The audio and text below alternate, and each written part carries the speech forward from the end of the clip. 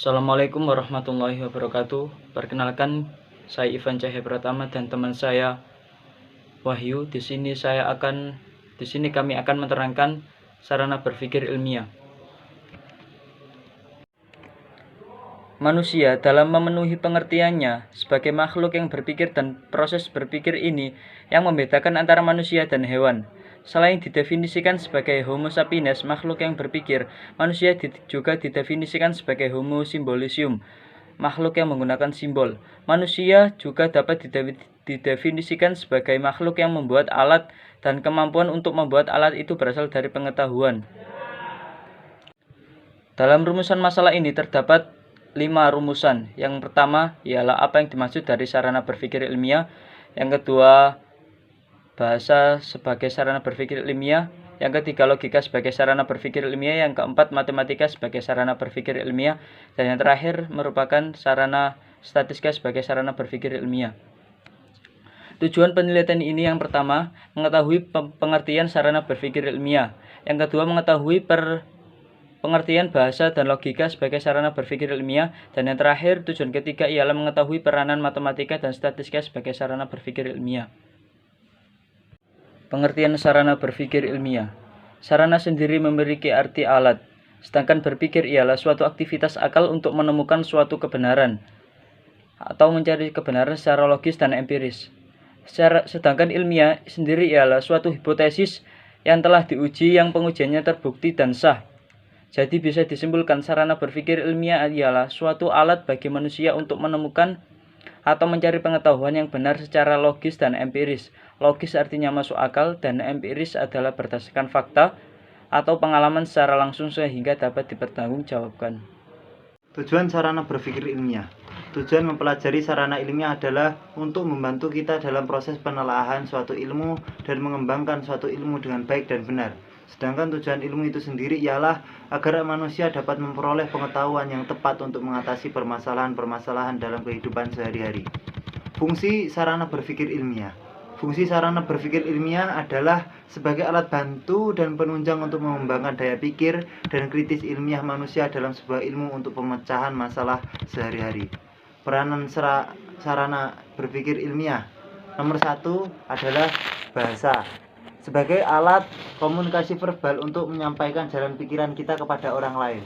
Yang kedua, logika. Sebagai alat berpikir agar sesuai dengan aturan berpikir sehingga bisa diterima kebenarannya oleh orang lain. Ketiga, matematika. Berperan dalam pola berpikir deduktif sehingga orang lain bisa mengikuti dan melacak kembali proses berpikir untuk menemukan kebenarannya. Statistika berperan dalam pola berpikir induktif untuk mencari kebenaran secara umum. Mengapa semuanya harus saling berkaitan? Karena masing-masing dari sarana berpikir ilmiah mempunyai kekurangan-kekurangan dan kelebihannya dalam bidangnya masing-masing. Seperti bahasa dan matematika. Bahasa lebih menonjol pada verbal, akan tetapi dalam matematika lebih menonjol pada bahasa numerik. Seperti contoh kekurangan bahasa verbal dalam numerik ketika kita ingin menunjukkan sebuah kuantitas suatu benda. Contoh gajah dan semut. Gajah itu sebesar apa? Nah, kita tidak bisa mengungkapkan kata-kata kuantitas pada bahasa tersebut. Peran bahasa sebagai sarana berpikir ilmiah. Bahasa memiliki peran penting dalam kehidupan manusia, baik untuk berkomunikasi ataupun untuk mengidentifikasi diri. Bahasa merupakan hal yang lazim dalam kehidupan manusia, sehingga dari kelaziman tersebut, manusia jarang untuk menelaah apa arti dari kata tersebut. Manusia selain Homo sapiens, menurut Ernest Cassirer, bahwa keunikan manusia bukan hanya terletak pada kemampuan berpikirnya, tapi terletak juga pada kemampuan bahasanya. Sehingga menurutnya, manusia ialah animal symbolicium, makhluk yang mempunyai simbol. Karena dari simbol-simbol tersebut tersusunlah sebuah kata yang telah disepakati mempunyai makna sehingga bisa dinalar dengan baik. Dalam penerapan umumnya, Bahasa dibedakan menjadi dua, yakni yang pertama bahasa buat alamiah dan yang kedua merupakan bahasa buatan. Bahasa alamiah yaitu bahasa yang digunakan dalam kehidupan sehari-hari untuk menyatakan sesuatu. Bahasa alamiah ini dibedakan menjadi dua, yakni yang pertama bahasa biasa dan yang kedua ialah bahasa isyarat. Yang kedua ialah bahasa buatan, yaitu bahasa yang disusun berdasarkan akar pikiran untuk sebuah makna tertentu. Bahasa buatan juga dibedakan menjadi dua, yakni yang pertama bahasa artifisial dan yang kedua merupakan bahasa istilah. Bahasa artifisial ialah bahasa simbolik yang dipakai untuk kelompok tertentu, dan bahasa istilah yaitu bahasa yang diambil dari bahasa biasa yang diberi arti tertentu. Contoh dari kata demokrasi berasal dari kata demos dan kratos. Peran logika sebagai sarana berpikir ilmiah. Menurut KBBI, logika adalah jalan pikiran yang masuk akal. Logika disebut juga penalaran. Logika adalah cara berpikir atau penalaran menuju kesimpulan yang benar. Logika adalah sarana untuk berpikir sistematis, valid, dan dapat dipertanggungjawabkan dengan sebuah aturan berpikir, seperti setengah tidak boleh lebih besar daripada satu. Dengan istilah lain, logika sebagai jalan atau cara berpikir secara lurus, tepat, sistematis, dan jernih untuk memperoleh pengetahuan yang benar. Logika berasal dari bahasa Yunani yaitu logos, yang berarti hasil pertimbangan lewat kata dan dinyatakan dalam bahasa. Dalam Islam, tanda kebesaran Allah meliputi dua aspek, yaitu ayat-ayat kauliyah dan ayat-ayat kauniyah. Ayat-ayat kauliyah itu dapat didasarkan pada wahyu yang turun seperti Al-Quran dan hadis-hadis Nabi. Sedangkan ayat kauniyah yaitu dapat didapat dengan mentadaburi kemaujudan yang ada di dunia ini seperti alam, manusia, dan lain-lain. Logika dibagi menjadi dua tema besar dalam segi penalarannya, logika alamiah dan logika ilmiah. Logika alamiah yaitu logika kita yang sudah ada sejak dari kecil, yaitu kinerja akal budi manusia yang berpikir secara tepat dan lurus sebelum dipengaruhi oleh keinginan dan kecenderungan yang subjektif. Nah, kemampuan ini didapatkan kita dari sejak lahir. Yang kedua adalah logika ilmiah. Logika ilmiah itu menjadi ilmu khusus yang merumuskan asas yang harus ditepati dalam setiap pemikiran. Logika ilmiah ini dimaksudkan untuk menghindari kesesatan-kesesatan dalam berpikir, atau paling tidak mengurangi dengan pendayagunaan akal budi. Karena nanti di logika insya Allah ada yang namanya logikal falasi atau kesesatan berpikir. Dan menurut Susanto ada tiga aspek penting dalam memahami logika. Yang pertama adalah pengertian. Pengertian ialah merupakan tanggapan atau gambaran yang dibentuk oleh akal. Yang kedua proposisi, merupakan rangkaian dari pengertian-pengertian yang dibentuk oleh akal. Dan yang ketiga adalah penalaran. Penalaran adalah suatu proses berpikir yang menghasilkan pengetahuan. Berarti pengetahuan didapat dari proses penalaran kita atau mentadaburi ayat-ayat kauniyah atau ayat-ayat kauliyah tadi. Hukum-hukum berpikir secara logis. Hukum berpikir secara logis itu ada 4. Yang pertama adalah prinsip identitas atau principium identitas atau law of identity. Hukum-hukum berpikir secara logis ada 4. Pertama, prinsip identitas atau principium identitas atau law of identity, yang artinya A sama dengan A. Prinsip kedua adalah prinsip kontradiksi, prinsip contradiction atau law of contradiction, yang artinya A tidak sama dengan A. Ketiga, prinsip tiada jalan tengah, principium exclusivity atau law of excluded middle. Keempat, prinsip cukup alasan, prinsip ration sufficient atau law of sufficient reason, kecukupan alasan, apakah alasan ini benar, seperti itu. Fokus logika ialah menyusun argumen. Argumen sendiri dapat diartikan suatu proses untuk mendukung pemikiran konklusi dengan alasan premis-premis. Argumen setidaknya berisi 2 proposisi untuk kemudian disimpulkan menjadi konklusi. Proses menarik konklusi dari premis-premis tersebut dinamakan proses inferensi. Model berpikir atau berargumen inferensial disebut dengan silogisme. Sebuah silogisme harus terdiri dari 3 proposisi. Yang pertama premis mayor, premis minor, dan konklusi. Seperti contoh, semua mahasiswa adalah orang pintar. Halim adalah mahasiswa, jadi Halim adalah orang pintar. Silogisme itu bisa valid dan bisa invalid, atau juga bisa benar atau salah. Silogisme yang salah itu karena premis mayornya salah. Contoh logika valid. Orang keriting itu lebih lucu, premis mayor. Lukman rambutnya lurus, Ain rambutnya keriting, premis minor. Kesimpulannya atau konklusinya, natijahnya yaitu Ain lebih lucu dibanding Lukman. Ini konklusi. Contoh silogisme yang invalid. Nah, semua anjing makan daging, premis mayor. Johnny makan daging, premis minornya. Jadi kesimpulannya kalau yang invalid yaitu Johnny adalah anjing. Nah, ini salah. Jadi logika itu dapat disalahkan, teman-teman.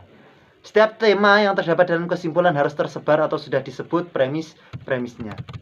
Syarat-syarat dalam membuat silogisme. Bila salah satu premisnya universal dan lainnya partikular, maka konklusinya harus bersifat partikular. Contoh, semua mahasiswa adalah orang rajin. Kan semua universal. Tommy adalah mahasiswa saya. Tommy adalah orang yang rajin, ini logis. Tapi kalau semua mahasiswa, kalau konklusinya begini, semua mahasiswa bimbingan saya adalah orang-orang yang rajin, itu tidak logis. Dari dua premis yang aturan kedua, dari dua premis universal, konklusinya harus bersifat universal juga. Contoh, semua muslim cinta damai. Semua takmir masjid adalah orang muslim. Jadi, semua takmir masjid itu pasti cinta damai. Nah, seperti itu. Jika sebuah silogisme mengandung premis yang positif dan negatif, maka konklusinya harus negatif. Semua anggota DPR tidak setuju BBM naik. Johnny anggota DPR. Jadi Johnny tidak setuju dengan kenaikan BBM. Dari dua premis yang negatif tidak ya aturan selanjutnya, dari dua premis yang negatif tidak dapat ditarik kesimpulan semua. Contoh, semua anggota PKI bukan warga negara yang baik. Ia bukan seorang warga negara yang baik. Konklusinya, ia seorang anggota PKI. Ini tidak logis. Dari dua aturan selanjutnya, dari dua premis yang bersifat partikular tidak dapat ditarik konklusi yang valid. Saya suka tempe. Saya suka tahu. Saya suka keduanya. Harus disebutkan dulu tempe sama tahu. Bila salah satu premisnya universal dan lainnya partikular, maka konklusinya harus bersifat partikular. Contoh, semua mahasiswa adalah orang yang rajin. Tommy adalah mahasiswa saya. Tommy adalah orang yang rajin. Ya, ini logis. Nah, menurut Fahrudin Faiz, logika mempunyai 7 mode dalam berpikir. Dalam berlogika, yaitu mode deduksi, induksi, abduksi, generalisasi, kausalitas, analogi, kewibawaan, otoritas. Masing-masing akan diterangkan dalam pembahasan berikut.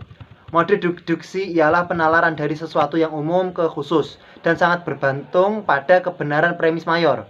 Cara berpikir dengan menggunakan kriteria atau suatu pengetahuan tentu yang bersifat umum untuk mendapatkan suatu kesimpulan yang khusus atau spesifik karena deduksi diawali oleh sebuah premis umum. Maka kebenaran dari hasil kesimpulannya tergantung mutlak pada kebenaran dari premis umum tersebut. Jenis modus pengambilan kesimpulan dalam deduksi ini ada bermacam-macam, yaitu ada modus ponens, ada modus tollens, ada disjunctive silogisme, dan ada hipotetik silogisme. Modus ponens syaratnya 1. Jika A maka B. Jika A nomor 3 berarti B. Contoh valid. Jika saya seorang bapak maka dia laki-laki. Saya seorang bapak maka saya laki-laki. Nah, ini contoh invalid. Jika saya seorang bapak maka dia laki-laki. Saya bukan bapak maka saya bukan laki-laki. Ini contoh yang invalid. Nah, rumus A tadi yang ada tadi rumusnya A itu namanya anteseden, dan rumus B berarti konsekuen. Modus ponens ialah anteseden dan konsekuen harus diafirmasi atau disetujui, tidak boleh diingkari atau negasi. Modus tollens rumusnya jika A maka B. Bukan B berarti bukan A. Contoh valid. Jika seseorang adalah ibu maka dia adalah perempuan. Dia bukan perempuan, dia bukan ibu. Nah, itu yang valid. Kalau contoh yang invalid, jika seseorang adalah ibu maka dia adalah perempuan. Dia perempuan maka dia ibu. Belum tentu dia itu ibu, karena kita kan mahasiswa juga. Mode tollens ialah konsekuen. Nah, yang B, konsekuensi dari anteseden harus diingkari, tidak bisa diafirmasi. Yang ketiga, hipoteknikal silogisme. Rumusnya Jika A maka B, jika B maka C, jika A maka C. Contoh, jika Anda rajin belajar, maka Anda lulus ujian. Jika Anda lulus ujian, maka Anda senang. Dengan demikian, jika Anda rajin belajar, maka Anda akan senang. Contohnya, hipoteknikal silogisme yang terakhir adalah silogisme yang mengandung pernyataan bersyarat untuk memenuhi suatu kondisi. Disjunktif silogisme, rumusnya A atau B. Tidak A berarti B. Contoh, program komputer ini bug atau inputnya salah. Inputnya tidak salah. Nah, itu yang B-nya, konsekuennya. Dengan demikian, komputer ini mempunyai bug. Disjunktif silogisme adalah silogisme yang premis mayornya menawarkan sebuah keputusan atau penghubung, sedangkan premis minornya mengakui atau mengingkari alternatif yang disebut premis mayor. Yang kedua, mode induksi, yaitu penalaran dari yang khusus ke umum. Berpikir dengan cara menyimpulkan sesuatu yang berangkat dari hal-hal yang khusus atau spesifik menuju pada kesimpulan umum. Metode berpikir induksi sifatnya spekulatif. Tindakan saya bersifat menerka atau tidak pasti. Nah, jika diketahui bahwa saya butuh makan, Evan butuh makan, Willy butuh makan, maka dapat disimpulkan manusia juga butuh makan. Mode abduksi nomor 3, yaitu membahas fakta hipotesis. Kadang-kadang premis mayor atau minornya tidak bisa dijadikan konklusi, juga tidak pasti. Berarti intinya abduksi itu premis mayornya tidak pasti. Contoh, ayahku memakai jubah. Ayahku seorang kiai. Maaf. Contohnya, setiap kiai memakai jubah. Ayahku memakai jubah. Ayahku seorang kiai. Mungkin belum tentu, tapi yang paling dekat itu contoh ayah adalah seorang kiai karena dia memakai jubah. Nah, seperti itu. Yang keempat adalah mode generalisasi. Mode generalisasi dapat diartikan prosedur induksi tidak lengkap. Metodenya dari berpikir ke semua berpikir dengan melihat beberapa hal khusus atau tidak semuanya untuk kemudian disembuhkan secara umum. Menguji generalisasi. Aturan untuk melakukan generalisasi: pertama, adakah kita telah mengambil sampel hal-hal atau kejadian dari kelompok yang diuji dalam jumlah yang cukup. Kedua, semakin banyak sampel yang diuji akan dapat menambah kemungkinan atau probabilitas sebenarnya dari generalisasi tersebut. Ketiga, apabila yang dipersoalkan adalah unsur-unsur yang tidak dapat ditentukan, misalnya manusia, maka biasanya yang lahir adalah generalisasi yang tergesa-gesa. Harus kritis menyikapi semua itu. Yang kelima adalah mode kausalitas. Mode kausalitas itu berangkat dari ada tiga mode, yaitu 3 pola dari sebab ke akibat, dari akibat ke sebab, dan akibat ke akibat. Sebab ke akibat berangkat dari sebab yang diketahui lalu disimpulkan ke akibat. Contohnya, hujan lebat sekali, aku lupa menutup empangnya, maka empangnya pasti meluap dan ikan peliharaanku pasti kabur. Dari sebab ke akibat. Lalu dari akibat ke sebab. Contoh, pasien pergi ke dokter karena panas. Dari akibat, panas menunjukkan akibat. Tugas dokter memastikan sebab panas tersebut.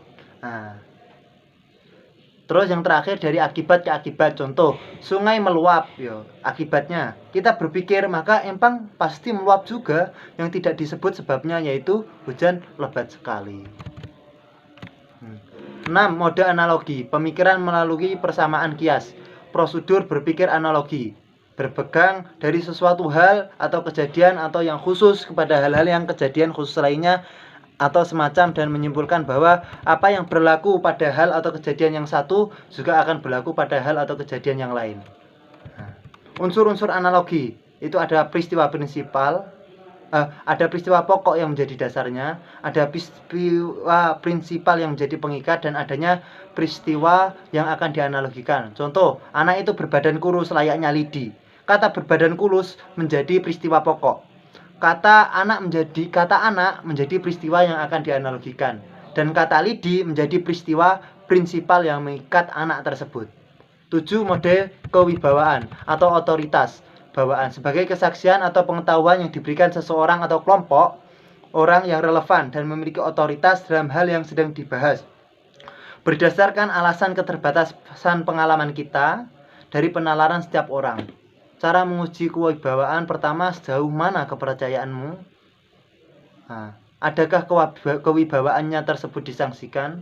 Terus suatu kewibawaan dapat dikatakan tidak disangsikan jika ia dengan saksama telah meneliti fakta-fakta dan telah mencapai kesimpulan darinya dengan tidak melibatkan kepentingan pribadi.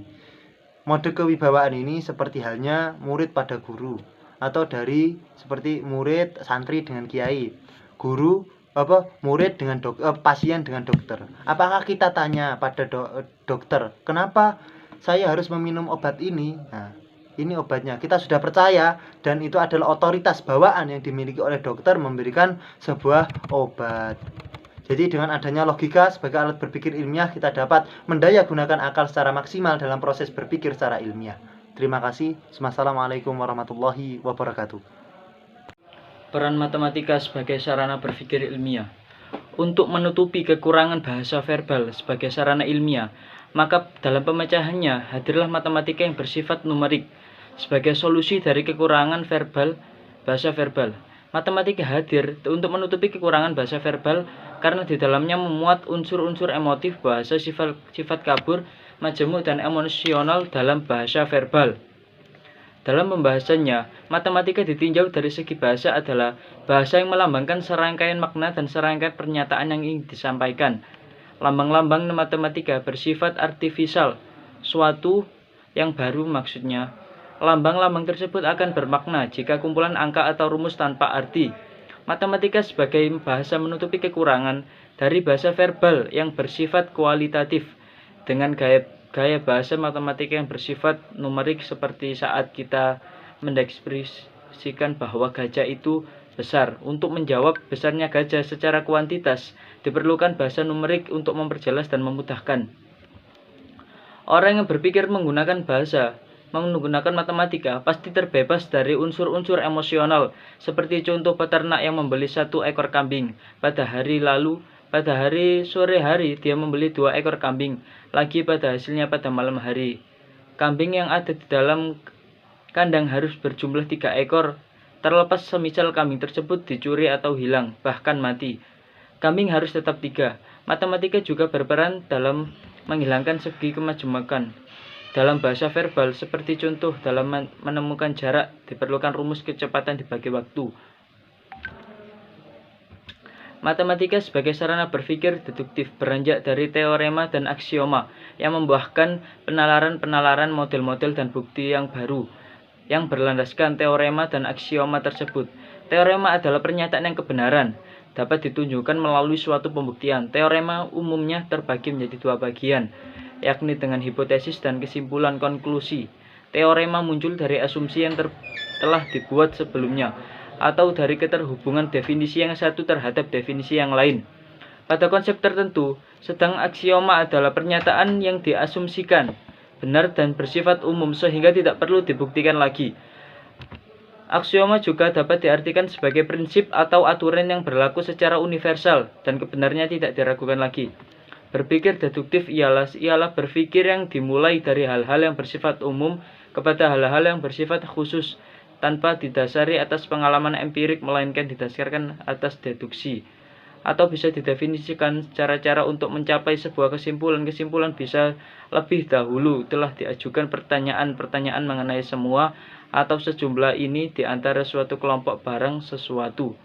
Kesimpulan yang sah pada penalaran deduktif bersifat keharusan karena dimulai dengan hubungan yang saling berkait antara premis dan konklusi, seperti contoh jika diketahui A termasuk dalam lingkungan B, sedangkan B tidak ada hubungan dengan C, maka A tidak ada hubungan dengan C. Kebenaran C bisa dibuktikan dengan premis-premis yang benar yang sudah mendahulunya. Peran statistika sebagai sarana berpikir ini.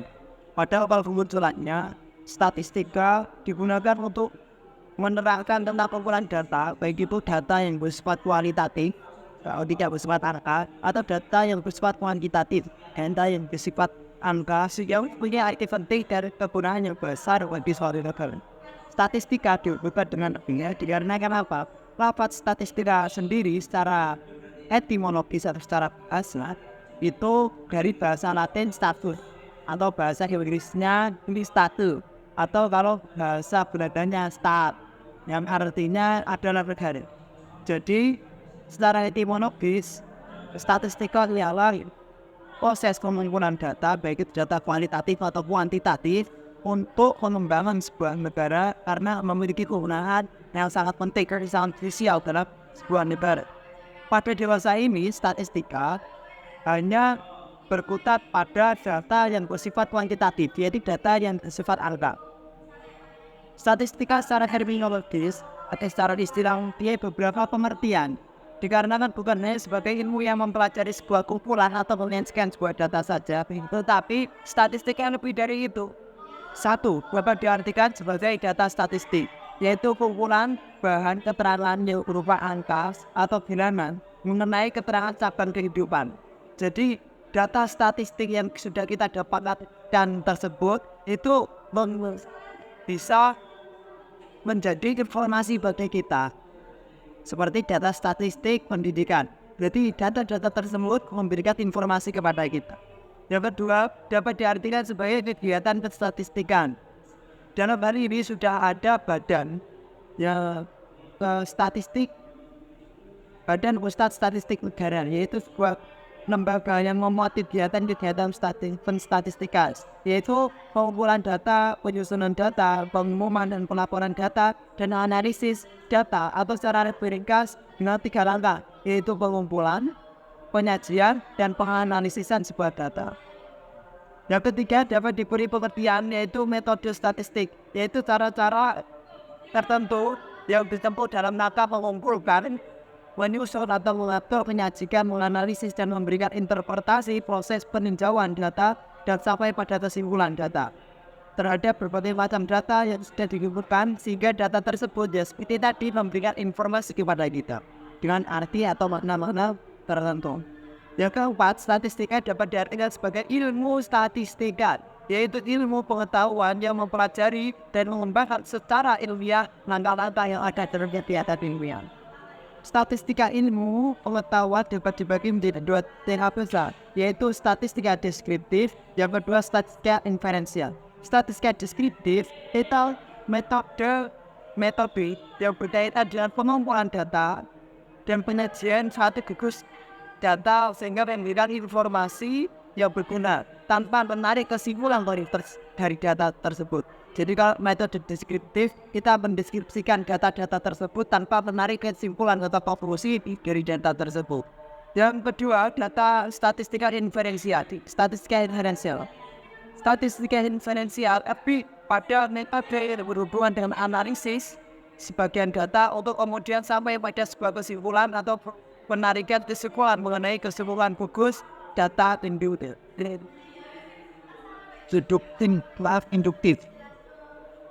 Dalam proses penalaran itu ada logika deduktif dan induktif. Logika induktif itu penalaran dari sebuah yang khusus kepada yang umum. Kalau logika deduktif yaitu dari sebuah usaha yang umum kepada yang khusus. Kebenaran logika deduktif itu disebabkan oleh premis-premis yang mendahulunya. Ketika premisnya benar, pasti konklusinya benar. Akan tapi dalam statistika tidak seperti itu.